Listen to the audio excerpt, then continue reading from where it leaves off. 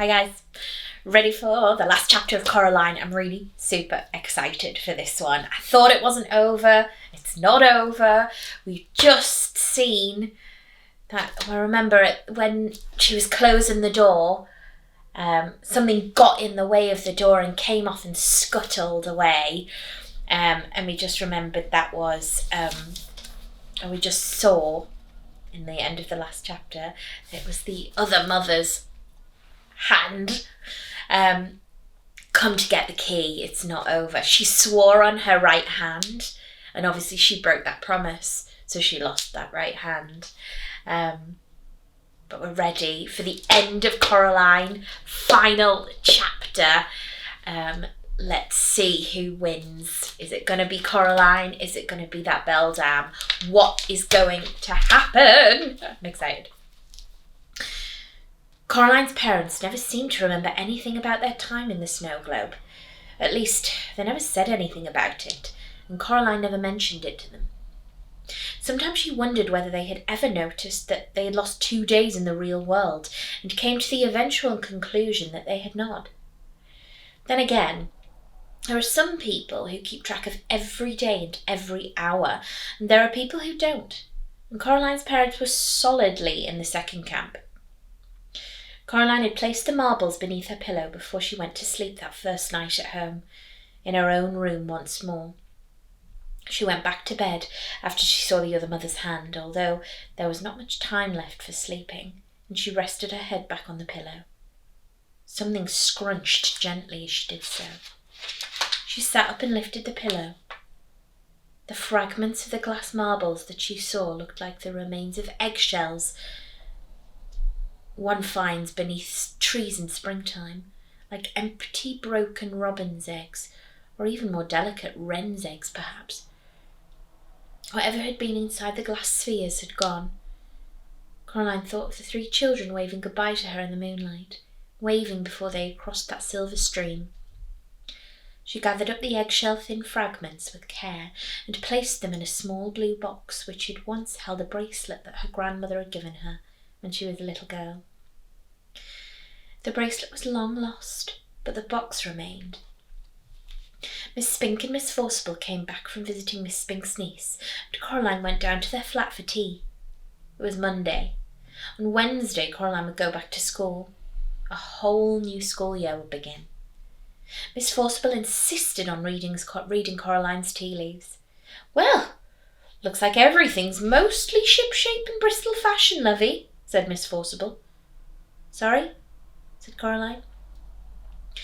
"Everything is coming up roses," said Miss Forcible. "Well, almost everything. I'm not sure what that is." She pointed to a clump of tea leaves sticking to the side of the cup. Miss Spink tutted and reached for the cup. "Honestly, Miriam, give it over here, let me see." She blinked through her thick spectacles. "Oh dear. No, I have no idea what that signifies. It almost looks like a hand." "What do you think that wodge of tea leaves might signify?" Coraline looked. The clump of leaves did look like a little hand, reaching for something. Hamish the Scotty dog was hiding under Miss Forcible's chair, and he would not come out. "I think he was in some sort of fight," said Miss Spink. "He has a deep gash in his side, poor dear. We'll take him to the vet later this afternoon. I wish I could have known what done it." Something, Coraline knew, would have to be done. The final week of the holidays. The weather was magnificent, as if the summer itself were trying to make up for the miserable weather they had been having by giving some bright and glorious days before it ended. The crazy old man upstairs called down to Coraline when he saw her coming out of Miss Spink and Miss Forcible's flat. "Hey! Hi! You! Caroline!" he shouted over the railing. "It's Coraline," she said. "How are the mice?" "Something has frightened them," said the old man, scratching his moustache. "I think maybe there is a weasel in the house. Something is about. But what really is it? I heard it in the night. In my country, we would have put down a trap for it. Maybe put a little meat or hamburger. And when the creature comes to feast, then bam! It'll be caught and never bother us once more. The mice are so scared they'll not even pick up their little musical instruments. I don't think it wants meat, said Coraline. She put her hand up and touched the black key that hung around her neck. Then she went inside. She bathed herself and kept the key around her neck the whole time she was in the bath. She never took it off any more. Something scratched at her bedroom window after she went to bed.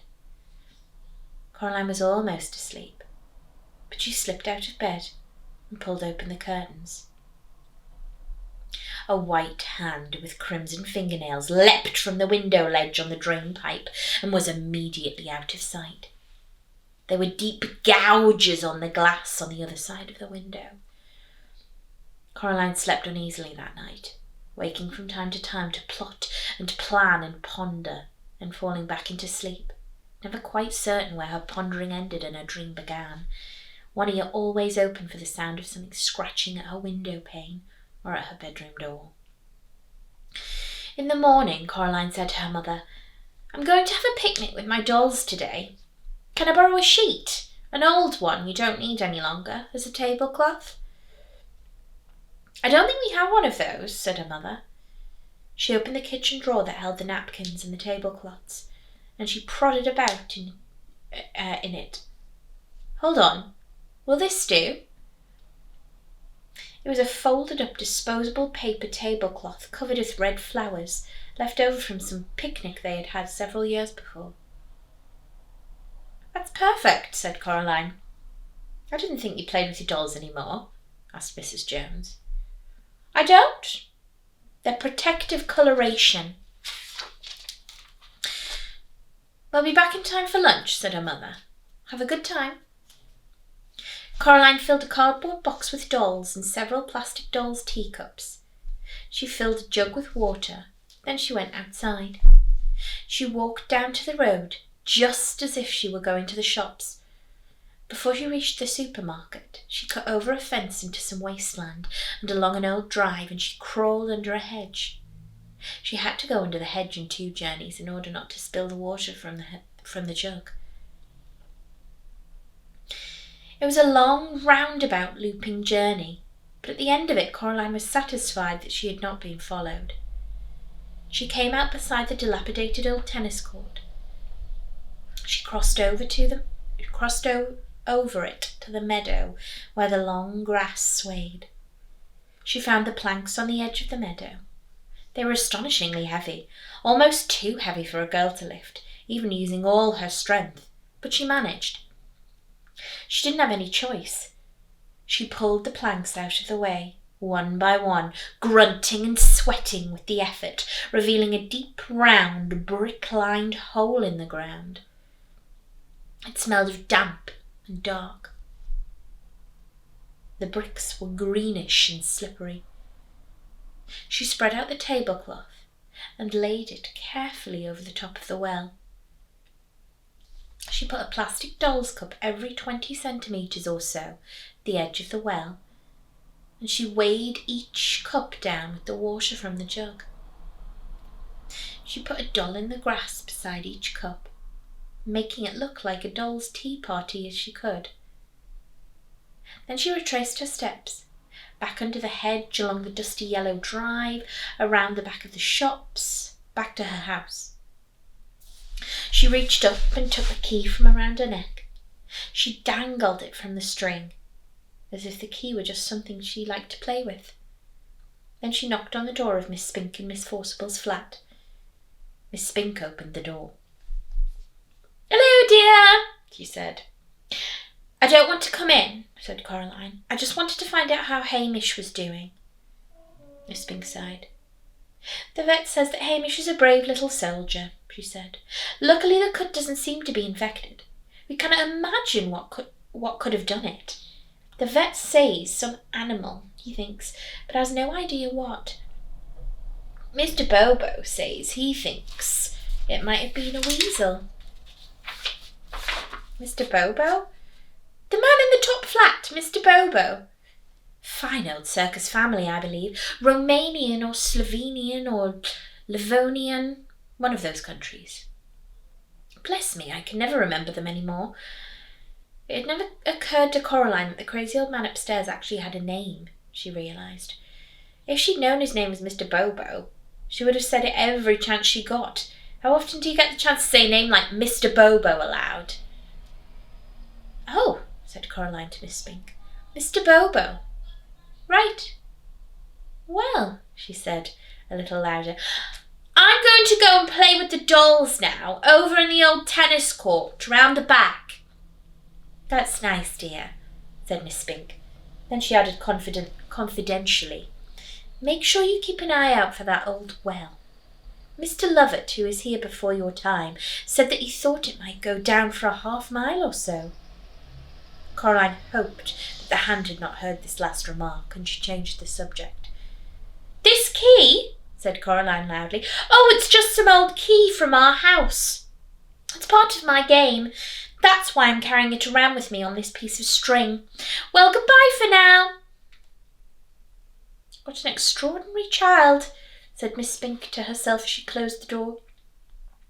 Coraline ambled across the meadow towards the old tennis court, dangling and swinging the black key on its piece of string as she walked. Several times she thought she saw something in the colour of bone in the undergrowth. It was keeping pace with her, about 10 metres away. What do you think Coraline's going to do? She's set out that picnic with her dolls around this well and covered it so we don't quite think it's that. What do you reckon? Have a guess. She tried to whistle, but nothing happened, so she sang out loud instead, a song her father had made up for her when she was a little baby, and which had always made her laugh. It went, oh, my twitchy witchy girl, I think you are so nice. I give you bowls of porridge and I give you bowls of ice cream. I give you lots of kisses, I give you lots of hugs, but I never give you sandwiches with bugs in. That was what she sang as she sauntered through the woods, and her voice hardly trembled at all. The dolls' tea party was where she had left it. She was relieved that it was not a windy day, that everything was still in its place, every water-filled plastic cup weighed down with the paper tablecloth as it was meant to be. She breathed a sigh of relief. Now was the hardest part. Hello, dolls, she said brightly. It's tea time. She walked close to the paper tablecloth. I brought the lucky key, she told the dolls, to make sure we have a good picnic. And then, as carefully as she could, she leaned over and gently placed the key on the tablecloth. She was still holding onto the string. She held her breath, hoping that the cups of water at the edges of the well would weigh down the cloth, letting it take the weight of the key without collapsing into the well. The key sat in the middle of the paper tablecloth. Coraline let go of the string and took a step back. Now it was all up to the hand. She turned to her dolls. Would you like a piece of cherry cake? She asked. Jemima, Pinky, Primrose? And she served each doll a slice of invisible cake on an invisible plate, chattering happily as she did so. From the corner of her eye, she saw something bone-white scamper from one tree trunk to the other, closer and closer. She forced herself not to look at it. Jemima, said Coraline, what a bad girl you are. You've dropped your cake. Now I'll have to go over and get you a whole new slice. And she walked around the tea party until she was on the other side of it to the hand. She pretended to clean up spilled cake and then to get Jemima another piece. And then, in a skittering, chittering rush, it came. The hand, running high on its fingertips, scrabbled through the tall grass and up onto the tree stump. It stood there for a moment, like a crab tasting the air, and then it made one triumphant, nail-clacking leap onto the centre of the tablecloth. Time slowed for Coraline.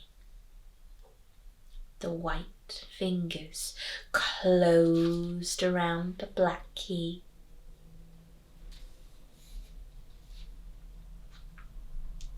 And then the weight and the momentum of the hand sent the plastic doll's cups flying, and the paper tablecloth and the key in the other mother's right hand went tumbling down into the darkness of the well. Coraline counted slowly under her breath. She got up to 40 before she heard a muffled splash coming from a long way down. Someone had once told her that if you look up at the sky from the bottom of a mine shaft, even if in the brightest daylight, you see the night sky and stars. Coraline wondered if the hand could see stars from where it was. She hauled the heavy planks back onto the top of the well, covering it as carefully as she could. She didn't want anything to fall in. She didn't want anything ever to get out. Then she put her dolls and the cups back in the cardboard box she had carried them in. Something caught her eye while she was doing this, and she straightened up in time to see the black cat stalking towards her, its tail held high and curling at the tip like a question mark. It was the first time she had seen the cat in several days, since they had returned together from the other mother's place. The cat walked over to her and jumped up onto the planks that covered the well. Then slowly, it winked one eye at her. It sprang down into the long grass in front of her and rolled over onto its back, wiggling about ecstatically. Coraline scratched and tickled the soft fur on its belly, and the cat purred contentedly. When it had had enough, it rolled over onto its front once more and walked back towards the tennis court, like a tiny patch of midnight in the midday sun. Coraline went back to the house. Mr. Bobo was waiting for her in the driveway. He clapped her on the shoulder. "The mice tell me that it is all good," he said. "They say that you are our saviour, Caroline." "It's Coraline, Mr. Bobo," said Coraline. "Not Caroline, Coraline." "Coraline," said Mr. Bobo, repeating her name to himself with wonderment and respect. "Very good, Coraline. The mice say that I must tell you that as soon as they are ready to perform in public, you will come up to watch them as the first audience of all. They will play Tumpty Umpty and Tooloodle, and they will dance and do 1,000 tricks. That is what they say." "I would very much like that," said Coraline, "when they're ready." She knocked at Miss Spink and Miss Forcible's door. Miss Spink let her in, and Coraline went into their parlour. She put her box of dolls down on the floor. Then she put her hand into her pocket and pulled out the stone with the hole in it. "Here you go," she said. "I don't need it any more. I'm very grateful. I think it may have saved my life, and saved some other people's deaths." She gave them both tight hugs, although her arms barely stretched around Miss Spink, and Miss Forcible smelled like the raw garlic she'd been cutting. Then Coraline picked up her box of dolls and went out. "What an extraordinary child," said Miss Spink. No one had hugged her like that since she had retired from the theatre. That night, Coraline lay in bed, all bathed, teeth cleaned, with her eyes open, staring at the ceiling. It was warm enough that, now the hand was gone, she had opened her bedroom window wide. She had insisted to her father that the curtains not be entirely closed. Her new school clothes were laid out carefully on her chair for her to put on when she woke. Normally, on the night before the first day of term, Coraline was apprehensive and nervous. But she realised there was nothing left about school that could scare her any more. She fancied she could hear sweet music on the night air, the kind of music that only played on the tiniest silver trombones and trumpets and bassoons, on piccolos and tubas so delicate and small that their keys would only be pressed by the tiny pink fingers of white mice. Coraline imagined that she was back in her dream, with the 2 girls and the boy under the oak tree in the meadow, and she smiled. As the first stars came out, Coraline finally allowed herself to drift into sleep. while the gentle upstairs music of the mouse circus spilled out onto the warm evening air, telling the world that the summer was almost over. The end. Whew. I really enjoyed that one, and I really enjoyed reading it for you guys. Can't believe we read the whole book. So that was Coraline by Neil Gaiman. A really lovely story. I think I read a while ago that this Coraline story started off as a bedtime story by Neil Gaiman to his children, and they liked it so much that they asked him to write a whole story on it. So he used to tell them scary stories before they went to bed, and Coraline was one of them, and I can see why. I felt on the edge of my seat for a long time there. So thank you, Neil Gaiman, for such a wonderful, wonderful story. And I hope you guys enjoyed it as well. I'm really happy that we got to finish it together. Tomorrow we will start a brand new story, and I am really, really excited for that. So I hope that you have enjoyed Coraline. I've really enjoyed it. And I really look forward to seeing you all really soon, whenever that is. Until then, stay safe and take care. Bye, guys.